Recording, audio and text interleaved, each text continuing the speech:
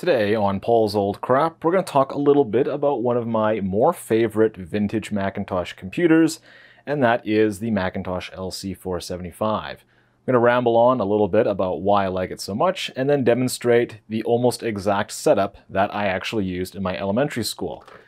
And to do that, we've got our main unit itself, and one of these cheaper budget type shadow mask CRTs, which aren't great, but this happens to be pretty much the exact same thing that got me into Macintosh computers in the first place.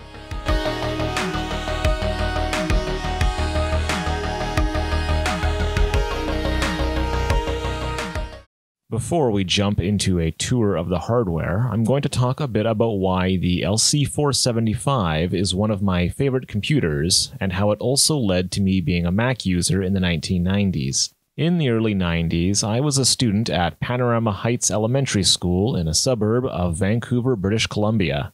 For the first couple years, their computer lab consisted completely of Macintosh classics. These Macs didn't use hard drives, but instead had boot disks, which then stored the system in a RAM disk. Applications were launched over a Waterloo MacJanet network using PhoneNet connectors, so things were pretty slow. I did kind of like Mac computers around this time, but the family computer at home was a 486, and I enjoyed it enough that I probably would have gone the PC route for my first personal computer. This all changed for me when they replaced half of the school's computer lab with brand new LC475s. These new computers had their own hard disks, Ethernet networking instead of PhoneNet, and the large color displays, which made them far more interesting to play around with than the classic Macs. These new LCs were so much fun to use, it pushed me over to the Macintosh side, and it wasn't too long after that I ended up buying my own Macintosh 2SI. As I continue to use this YouTube channel to relive my early days in computing, the LC475 will still play an active role, as it has proven to be a very convenient machine for testing out old software. Now, let's do a hardware tour of my LC475. So if we start off by taking a look at the outside of the case, the LC475 is pretty much the same as all of the previous LC models. However, they did do a bit of a facelift with the LC475 and some of the later model LC3s, I believe. If we compare it to one of the earlier LC3s, you'll see that they did kind of smooth out some of the lines. So the LC3 that I have here, it's got this line that runs along the entire horizontal side of the case here, and it's got the auto-inject floppy drive. On the LC475, they've basically removed that line from across the front of the case, and they also have the manual inject floppy drive, and it's kind of got these smoother lines on here. Mainly because of the difference in floppy drives, you actually have to have your finger in here to insert floppy disks, whereas on the older ones, it would, like the name, it was auto-inject. So they basically kind of smoothed out the front, and then they changed the way the floppy drive looks to account for the difference in actual drive type. So if we take a look at the back of the unit, over on this side here, we do have our standard AC power input, and the power for this unit is manually controlled by a switch, so you can't do the soft power on the keyboard. You have to manually use the switch. For display, it uses the standard 15-pin Macintosh display port, and this works fine with VGA adapters and whatnot. For serial ports, pretty common to find these on here. The printer port and the serial port, fairly common along almost all Macintosh models. Same with the Scuzzy port. This is a 25-pin, I believe it's called a parallel Scuzzy, so it's not the same as like a 50-pin Scuzzy port that you might find on like higher-end Scuzzy cards. I believe this does run a little slower than the internal Scuzzy would. We do have our Apple desktop bus, also known as ADB. So this port here is for your keyboard and mouse to run into. And we do also have our sound output and also a microphone input. And then the very end here this is where the expansion card sits. If you don't have an expansion card in your LC, you'd probably have like a blank plate there. But in this case, I do actually have an Ethernet card installed, which is a fairly common upgrade for these machines because there is no onboard Ethernet. So if you did want to network these, Ethernet cards are fairly popular for that purpose.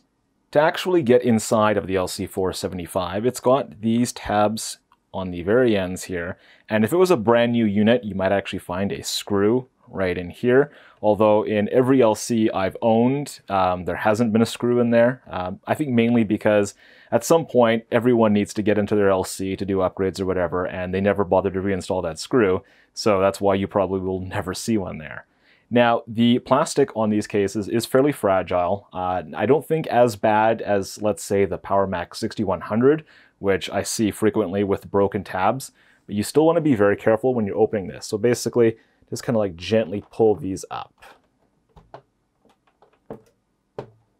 And then the lid will pop upward, and then it kind of push it toward the front to kind of unhook the front part. And that's how you open up the LC475 without breaking it. So if we take a look at the front of the unit here, we do have our floppy drive over on this side, and over here is where you would normally find a hard drive. Now in this particular unit, I've removed the spinning disk hard drive because all of the ones I have are horribly noisy, and I've replaced it with a Scuzzy to SD board.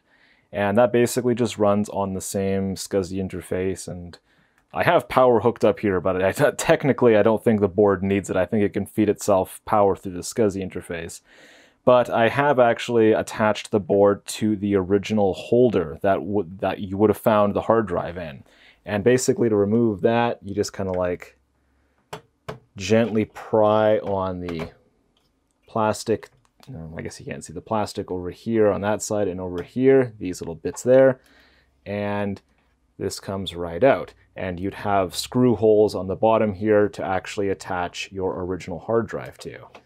And to reinstall, it's got little metal tabs that actually line up against these little plastic posts here. So yeah, it only fits in one way really. So yeah, that's how you would remove and reinstall your hard drive. And other notable items here, we do have our computer speaker right here, which has a little lead that runs along the inside here over to the board. And then we do also have the fan, which is important to keep the warm air out of this machine because the 68040 processor does generate a little bit of heat. So taking a look at the computer from this angle, we do have our power supply here. It's a very simple power supply. It basically just has this one lead which comes out and connects directly to the board. The power for the hard drive is actually also supplied off of the board, so you don't actually have separate cables that need to run from the power supply to all of your components.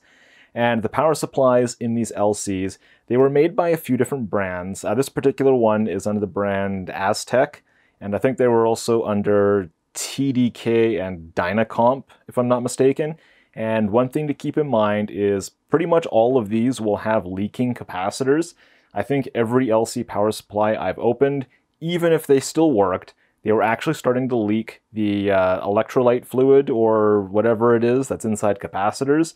And we're talking about those like fairly large capacitors that are inside here. And they make quite a mess when that stuff leaks out.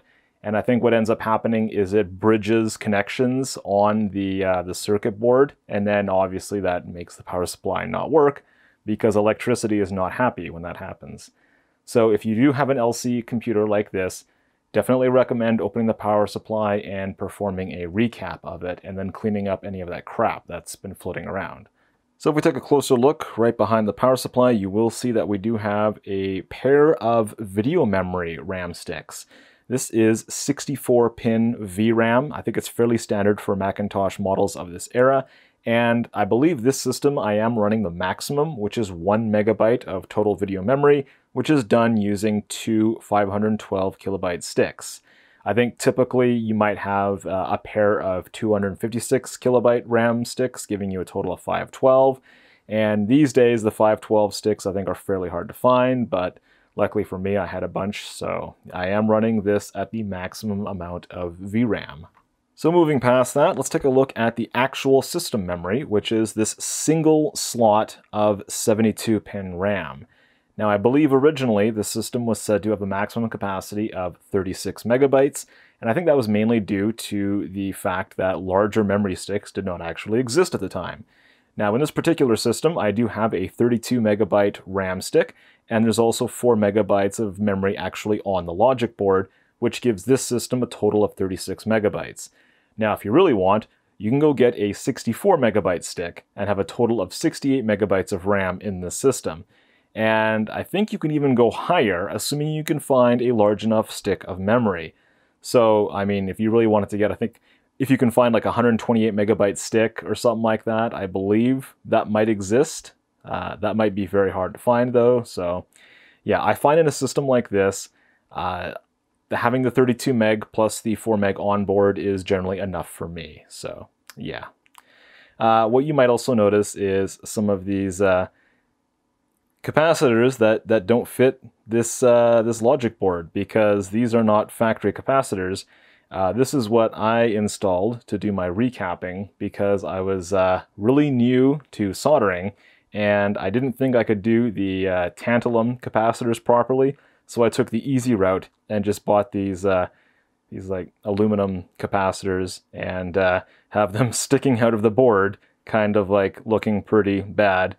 But on the plus side, I did drop some hot glue in there, so it reduces the movement of the capacitors, which might cause a problem with the traces on the board. So yeah, that's kind of like the poor man's recapping job. So, but the thing works just fine. I don't really care. All I wanted this to do was be functional again. So yeah, if you're wanting to have the recapping done on these things, probably recommend having a professional do it. Now, if you really want to do it yourself, that's perfectly fine. Yeah, like I said, I really don't care about the appearance of this. I'm never selling these computers, so I just wanted this thing to work reliably, and so far it does. Now, if we take a look at the processor, what we have here is the Motorola 68040 processor. Now, this particular one is actually not the original processor. This is the version of the 040 with the math coprocessor, and it actually runs at a higher clock speed, which is why it has the heatsink on there.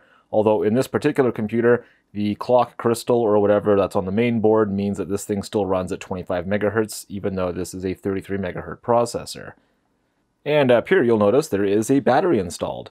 Now a lot of times on these vintage computers, I actually pull the batteries out entirely and I just leave these things empty because I don't really need to have the correct time and date, because who really cares? Now, unfortunately, on the LC475, you do actually need to have a good battery installed in the computer, or it will actually not give you a video output.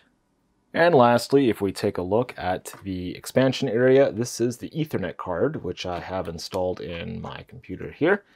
So if we take that out, what we are left with is the LCPDS slot, and this particular slot, I believe, is 32-bit PDS, if I'm not mistaken, whereas the original version of it only went up to like there or so. So this extra little bit is something that you find in the LC475, and if I'm not mistaken, the LC3 also had this support for the I guess the newer cards or something like that. So yeah, and anyway, we do have a little more visual of my hilarious recapping job, but you know what? I don't care. This computer has actually been very stable in the time I've been using it, so I can't complain.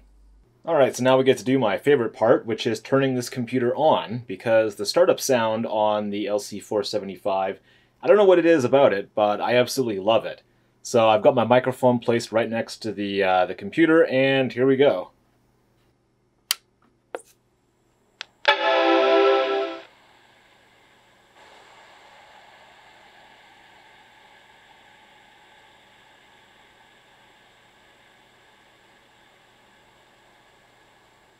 Alright, so we've got the system fully booted up, and this monitor, while it is the exact same type of monitor that was on the LC475s from my elementary school, it is not a good monitor. I mean, it's not something I'm ever really going to use long-term on any of my setups. I keep it around because I basically got it for free, and it does help me complete the LC set to kind of relive my, my past computing days. But yeah, the picture compared to like the Trinitron-based monitors, it's not very good. I mean, it's a budget monitor, which is basically how a school would have probably ended up with these things.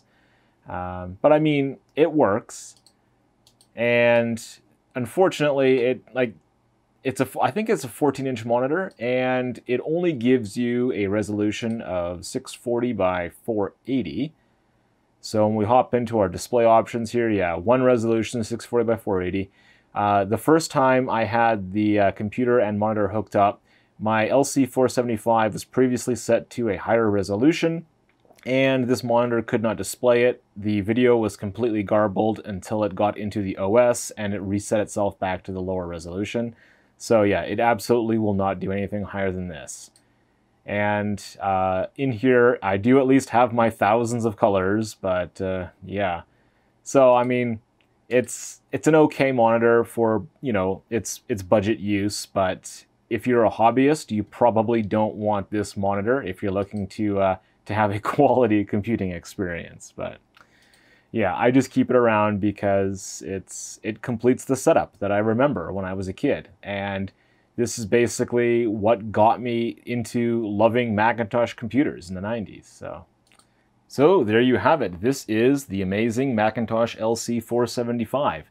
And it is one of the computers that more than likely made me become a Mac user throughout the 1990s.